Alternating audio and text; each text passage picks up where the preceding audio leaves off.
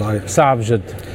نسبة كبيرة قوة المنتخب البرازيلي طبيعي، منتخب قوي، منتخب عنده إمكانيات، لكن أنا أقول المدرب عنده دور كبير في الهزيمة هذه.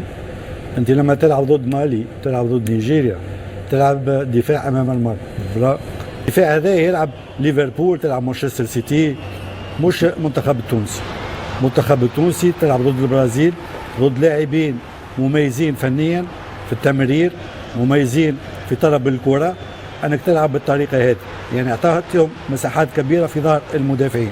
واضح أنه الدفاع ماهوش في أحسن حالاته اليوم، ولقى صعوبات كبيرة مع قوة المنتخب البرازيلي. وسط الميدان اليوم لازم نعترفوا أن تلعب في كأس عالم ماهوش أنك لازم لما تلعب بثلاثة لاعبين ارتكاز راك باش تعرف تدافع. صحيح. هذه عقلية، وهذه عقليتنا احنا في تونس، أن لازم نلعب بثلاثة لاعبين ارتكاز باش ندافع.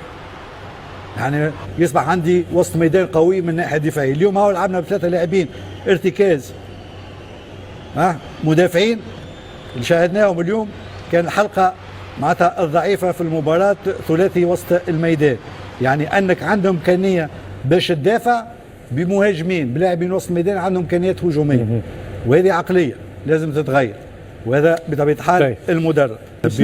بن سليمان وسليتي فرق كبير، سليتي أفضل، لكن هو أفكاره اليوم في المباراة في الشوط الأول دفاعية، أنه ما يقبلش أنه شاهد مباراة غانا حب يلعب، يقول لك بن سليمان يقوم بالأدوار الدفاعية، لكن ناسي هو كرة القدم راهي زاد فيها لعبة هجومية. لما تمتلك الكرة لازم تعرف تهاجم، لكن المشكلة الكبيرة هو الدفاع اليوم، المنظومة الدفاعية سيئة اليوم.